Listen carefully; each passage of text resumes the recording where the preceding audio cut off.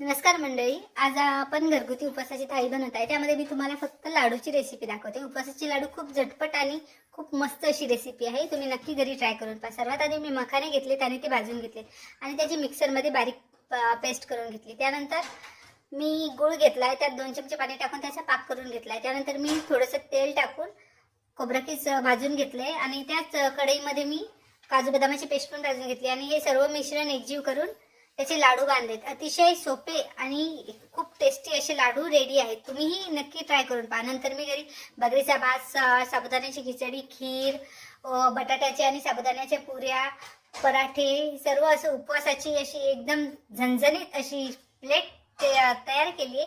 तुम्ही घरी नक्की करून पहा आणि प्लीज आवडल्यास चॅनलला सबस्क्राईब करा, लाईक आणि शेअर करा। धन्यवाद।